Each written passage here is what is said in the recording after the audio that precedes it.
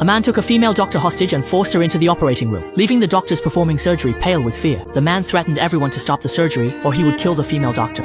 A nurse secretly took out her phone to call the police, but was unexpectedly discovered by the man. The man ordered her to put the phone down, warning her not to blame him if he got rough. The nurse had no choice but to put her phone on the table, but before she did, she dialed the emergency number. Then, pretending to persuade the man to give up, she described the situation to the police. After receiving the emergency call, the command center immediately notified the police to carry out a rescue. At this moment, the man demanded that the nurse turn off all the equipment and ordered everyone else to stand against the wall. The young doctors were terrified and began to back away one after another. Master Jin shouted loudly when he saw this, ordering everyone to stay where they were. Then he told Ruijin that he would not stop the surgery. Everyone was surprised by his decision. Although Ruijin was also very scared, he had always trusted Master Jin, so he replied with a trembling voice that he understood. The man said angrily, "Do you think I wouldn't dare kill him?" Master Jin didn't answer. He simply ordered the others to continue the surgery. Seeing that they were ignoring him, the man, exasperated, said, "Do you even know who the person you're saving is?"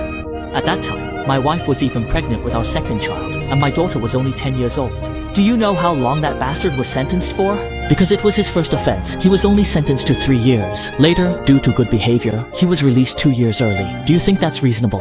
Because of this incident, my wife had a miscarriage, and my daughter Yaling has to live with a catheter for the rest of her life. But that bastard who caused all this was actually granted parole. Tell me, is there any justice in that?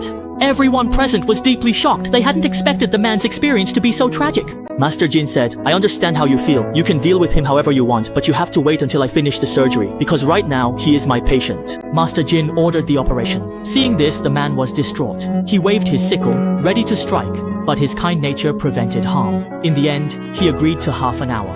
Very soon, Master Jin removed the blades from the patient's body, but when it came time to suture, he inexplicably paused for a moment before continuing with the operation. At that moment, the nurse's phone suddenly rang, and the voice of the man's daughter came through.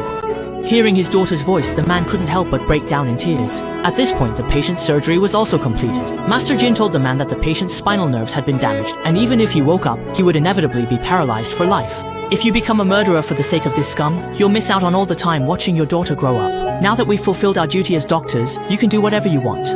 Afterwards, Master Jin led the nurses out of the operating room. The man picked up the sickle and walked toward the beast. He wished he could cut him into 1,000 pieces, but in the end, he just couldn't bring himself to do it. Outside the operating room, Master Jin looked at the little girl with compassion, then told the girl's mother, "Bring her to the hospital tomorrow. I will do everything I can to cure her."